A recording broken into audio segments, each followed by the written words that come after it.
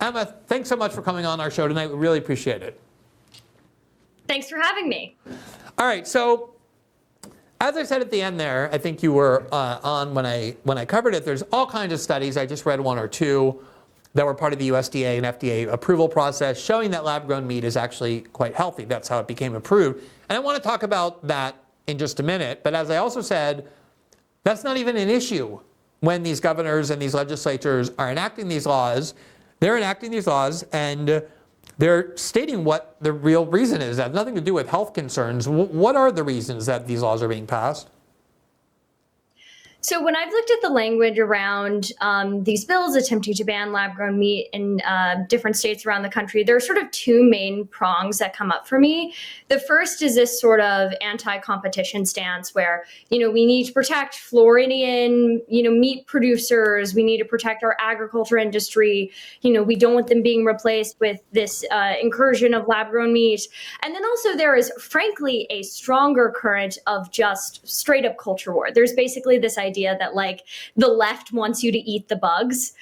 Literally in the press release that Ron DeSantis sent out when he signed a bill banning lab-grown meat, he said it was something about the global elite trying to make people eat the bugs. There was literally a reference to eating bugs. Right. And there's this idea that lab-grown meat, it's hippie-ish, it's, anti, what red-blooded Americans want to eat, I think, especially right now, because the right is sort of obsessed with meat and protein. And it's just an easy culture war dunk. I was sort of looking at the comments on X underneath your posts about lab-grown meat, and people had all of these responses that were frankly very emotional and hysterical. They Tell were me about it. no, it's disgusting. You can't make me eat it. It's you don't have to eat it, but this definitely should be an option. And there's really no rational reason why this shouldn't be allowed to be produced and sold. Yeah, I mean, it was incredible. They were also just spitting out unsubstantiated claims that lab-grown meat is extremely unhealthy for you. And I kept saying, you're inventing excuses that these politicians aren't even citing. It was driving me crazy. Try not to look at the comments beneath my post on social media because it'll make you go crazy. But, I have to say, there are a few people who hate factory farms and industrial farming more than I do. I don't even like to call it farming because it really doesn't bear any resemblance to it. Reporting on it is what, in large part, made me become vegan. But I would never in a million, the thought has never entered my head, the way to curb the abuses of factory farms or even phase it out is by preventing people, banning people from eating meat from factory farms if they want. Go have a party, go at it. The idea was, okay, for people who don't want to go vegan, who still want to consume meat, but don't want to encourage factory farms or the environmental risk that it has, science has enabled this new alternative for consuming meat, which is lab-grown meat. What was the impetus behind that? Why did people feel a scientific compulsion to develop this? I think there's probably an environmental angle to it that's a really big issue, especially because this is good news, as people get wealthier and wealthier, there's higher demand for meat. But factory farms take up so much land, they take up so much energy, they produce so many greenhouse gases. That's a huge problem. Also, there is the ethical issues. If you are, a cow or a chicken in an industrial farm, your life is miserable, right? We'll probably get into this more, but I sort of find it funny when people talk about how lab-grown meat must be full of all of these chemicals and additives. I'm like, do you even know what it's like to be a cow and a CAFO? You spend most of your life, in your own excrement. It's not clean by any stretch of the imagination. They're vile. I've never seen places as filthy and disease-ridden as the inside of factory farms. Yes, exactly. And so there's sort of the ethical and the environmental angle here. And it's, there's some novelty to it. I've tried lab-grown chicken twice and lab-grown salmon once. It was pretty good. I don't think it's going to fool anybody quite yet, but I think we will get there one day. And I think you're totally right. I think I personally know a lot of people who, they would prefer to eat less meat, but they can't fully get themselves to cut it out. The idea of going vegan or vegetarian is really daunting. And if they had the option to buy lab-grown meat, they would jump at it. And it's actually entirely feasible to me that in some number of years it'll be cheaper than slaughtered meat because it's a lot more efficient to so for example the salmon they basically grow it in old brewing tanks. So one of the places that does lab-grown salmon, it's in an old brewery, to basically make your salmon fillets individually instead of having to deal with raising salmon, breeding them, getting rid of the waste, slaughtering them.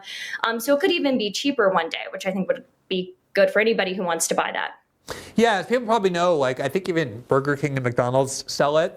There's such a thing as a vegan burger, which isn't even about extracting the cells from an animal. It can be made with like pea protein or beans, sometimes rice, soy, whatever. And I would say the taste is very similar, especially if you're eating the kind of hamburger that Americans eat with, like tomatoes and mustard and onions or whatever.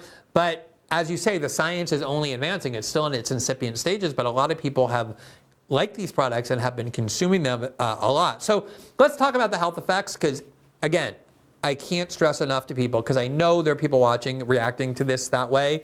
That was the major objection to my view on this was, no, but it's so unhealthy. So what have the studies shown, A, about the health effects of lab-grown meat as compared to, say, red meat from slaughtering animals? And then B, just like what is it shown about the health effects or the safety concerns about lab-grown meat at all? So the FDA and the USDA have approved 2 different kinds of lab-grown chicken. I think, if I recall correctly, it's from Upside Foods and Good Meat, which means it passes all of their very rigorous safety standards. Maybe the libertarian in me is like, maybe it's a little too rigorous, but at the very least, it's been approved to be sold. And there was a limited sort of restaurant-based release of some lab-grown chicken at a couple restaurants in, I want to say, 2023. To my knowledge, I could be wrong. I haven't been able to check super recently. The salmon, I think, is not at like a full commercial release yet, but it is being produced and on a limited basis. People can try it. I'm not sure of any studies directly comparing the health effects. Right now, I think it's just chicken and salmon, so there's not like a red meat component.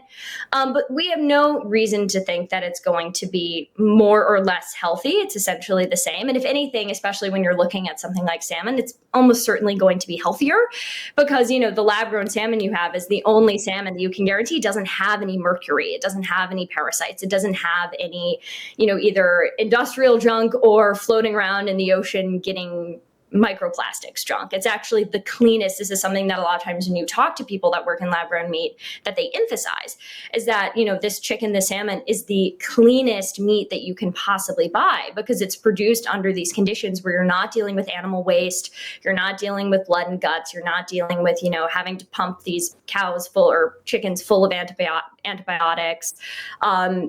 And so it's actually like, if I had to hazard a guess, my guess would be that it would be much healthier than typical slaughtered meat. Yeah. Now, it is amazing to me. Like, I sometimes I'm very surprised, but I guess it's just the efficacy of and power of this industry, that just the pandemic risk alone. Like, there's few things more frightening than antibiotic-resistant bacterial infections, because our tool against bacterial infections is antibiotics, and if they're resistant to it because these animals have been so pumped so continuously, and you do ultimately become resistant to antibiotics if you're just getting them pumped in you all the time, there's that incredible health risk to humans. So to hear them justifying on the health concerns when the slaughtering animal factory farms have that, just that by itself is amazing, in addition to all the sanitary issues that you raised. But what about just like red meat? I mean, there's a lot of studies suggesting that people are obese or have coronary problems, have heart attacks, have strokes because of red meat. Like, couldn't you, if you were really somebody arguing that the state should ban food that is unhealthy, you could make that case for standard factory farm meat, right? Yeah, I mean, I of course prefer not to suggest that the state should ban any foods. No, me but too. yeah, Me too. I'm just saying for people. They're really only. Yeah, if you're going to go down that argument, there's really only 2 foods that have been sort of scientifically proven, to a degree you can scientifically prove anything, to cause cancer, and it's processed meats and alcohol. So those are really the foods that you would think that the Maha people would be really up in arms about. But right now, the fad seems to be to eat quite a lot of processed meat, because we're obsessed with protein, but tofu doesn't count. I don't know. This is the thing that that as a vegan with a protein obsessed husband who is also vegan is always confusing to me, because we have a lot of protein sources in our house, but none of them involve animals. Right. I just want to emphasize again for people who might be just tuning in or whatever, your preference and my preference, like no one's trying to impose your diet or my diet on anybody else. Let me not, like if somebody asks, we might talk about the benefits, I might write an article about it to try and persuade people, but not to argue that it should be banned. And the issue here is not which food is better. The issue is what right does the state have to ban food, especially when they're admitting that the reason is to ban a free market and to protect the industries that fund their campaigns. No, absolutely. There is this bizarre posture taken by a lot of these governors that's essentially, we need to ban lab-grown meat so they don't force you to eat it. When of course, you can't go out and buy lab-grown meat anywhere in the United States right now. It's a really infant industry that, I really want it to succeed, but it's entirely possible that there just isn't the demand for it. So they're really taking this extremely aggressive approach to an industry that doesn't have the tiniest chance of actually harming this like behemoth animal agriculture industry right now, using this language of like, well, we need to keep you from eating it so that way nobody forces you to eat it. And it's like, well, you're the one that's cutting off people's choices right now. Totally. For this, it's basically like a prior restraint, right? It's for this hypothetical threat. You're actually infringing upon people's rights, both to conduct business and to buy the food that they want to eat. The interesting thing is there have been government attempts in the past to either cajole people to avoid unhealthy foods or even alcohol consumption, obviously drug consumption, but including with foods. And I remember so well when Michelle Obama was the first lady. I never paid attention to it at the time because it always seemed such a baffling controversy to me. But first ladies usually like pick up a project and the idea is not to be politically polarizing because you don't want to take away from the president's political posture or whatever. And Michelle Obama's position was, hey, I think we should be healthier. It was basically like RFK Jr.'s view of America, like Americans are too fat, we don't exercise enough, the food that we eat is terrible. And I want to get to the Maha RFK Jr. part of this as well in a second, but I mean, conservatives went ballistic. Like, how dare Michelle Obama tell our kids what to eat? How dare she try and like interfere in our private lives? And she wasn't doing anything coercive. It was just like a educational campaign, like, hey, it's good to move. Good to exercise, like that's healthy for you. Let's like try and get your school lunches, like pick the healthier food. That was it. And then there was also, the other example I mentioned, and there's so many of them, where Michael Bloomberg, as the mayor of New York City, when fast food restaurants started offering these, I don't know, like what are they, 20 ounces or 28 ounce, sodas, like gigantic sodas just filled with sugar and all kinds of other substances. He tried to limit how much restaurants can sell. Like you can only sell 16 ounces and not more because of the health concerns. And that was something I personally was very opposed to. And every conservative I know was as well, saying, Michael, Bloomberg thinks he's our father. He's being paternalistic. We don't want a nanny state. And now you have, just like a little bit of time later, now you have Republican governors going way further than Michelle Obama went, obviously, and way further than Michael Bloomberg went, who was just trying to limit the quantity of soft drinks by saying, no, this even though it's safe and proven safe, we don't want you buying this product. And like, I don't see any conservatives, maybe a few, but very few. You are one, and I guess you're more libertarian than a conservative. I wouldn't call myself conservative. Yeah, exactly. So a lot of people consider libertarians conservatives on the left, but yeah, I know the difference. But I'm just saying it's like, how do people, I never understand this, I'm always baffled by it, like how do people get themselves to so vehemently embrace a principle when it lets them kind of rail against the other side of the political spectrum and then turn around instantly and vehemently support the exact same thing they were denouncing just yesterday because now it's red state governors doing it in the name of some culture war issue. Like, how do you explain that? The shift here is interesting, and I think it plays there's some role with the way that the right has become much more populist and like much less libertarian over the past 20 years or so. Language about something like personal responsibility you don't see used very often. And so, sort of the push against the nanny state, trying to take away your big gulps or whatever, was basically the idea that like the government shouldn't be telling people what to eat, even if what they're eating is bad for them. And I think the shift, it's a lot of it, I think, is the language of like big pharma's trying to poison you, or like big food companies are trying to poison you. It's sort of this like economically, it's almost socialist or like Marxist, the idea of like the big evil capitalist company is trying to take advantage of you, that I see showing up a lot more in right-wing rhetoric. And so I think that might be a part of it, is that they're able to sort of demonize basically food companies and say like, actually the government is the one that's going to come in and protect you, because, the reason why you're unhealthy is because this company is trying to poison you, rather than, sort of in the past, it's like, okay, who cares whether people are unhealthy? Let them make their own choices. And the bizarre thing is, I'm not even sure. I suppose there's been a little bit of negative polarization on this, where you see Democrats sort of defending like, no, we shouldn't be banning, whatever food additives or whatever. But I'm not seeing a really loud opposition to it in the way that there was from Republicans during the nanny state era. And it's one of the ways, I guess, for my small L libertarian heart to see sort of both the right and the left like agree to be bad about stuff, like to sort of agree to both kind of pick the status position is it makes me sad. Yeah, it's sort of like the Democrats have become the loudest and most vocal supporters of the CIA and the NSA and the FBI and the Pentagon, something that obviously, 10 years ago would have gotten you kicked out of any, not even left-wing circle, but just like center-left circle. And yet that's now the new religion, along with the Republican establishment as well. All right, let's talk about RFK for a second, and this, very popular Make America Healthy movement that he helped inspire or led the way for.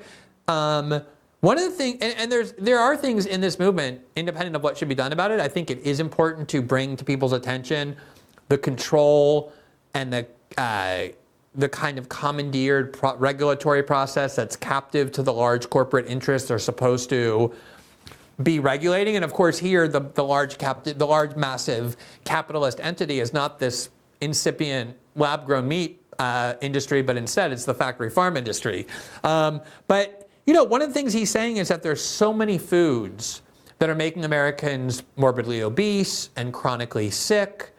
And, he talks a lot about how a lot of foods, like there was one interesting thing that I remember him saying where he talked about like Doritos. Actually, there's a New York Times article, I think, on the Maha movement about how scientists who make Doritos and other kinds of food like that purposely choose food dyes that make the color. They do studies on what color people want to eat most, but also they purposely use chemicals that make the product addictive that aren't necessary to produce the products. They're making them deliberately addictive, kind of like the way social media companies have often, engineered sites to keep people watching. This is, an RFK view. I think it's been reported as well.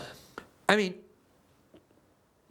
I think if you were going to make an argument that you want to ban food that's toxic or unhealthy, you would begin with these industries that just make massive amounts of money selling cupcakes and brownies and junk food that has almost no nutritional value and all sorts of toxins in it. Now, again, I don't at all want any of this banned. I think it's all should be available and let people decide. But I guess I'm asking, like, how could anybody on the one hand support banning lab-grown meat and on the other not support banning all these foods that RFK Jr. himself has been saying makes people so sick?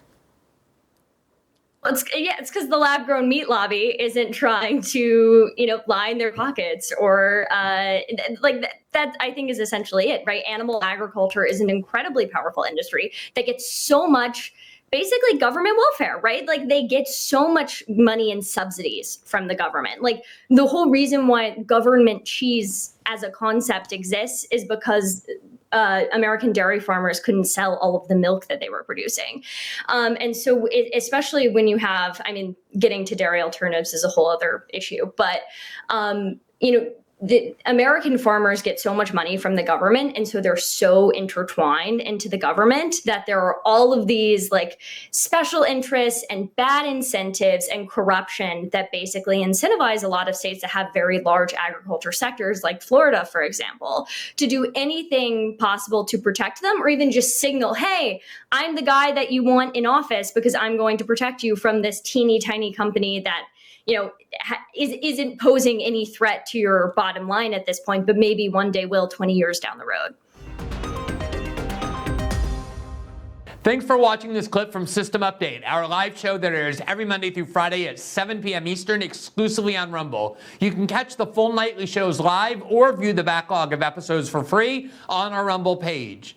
You can also find full episodes the morning after they air across all major podcasting platforms, including Spotify and Apple. All the information you need is linked below. We hope to see you there.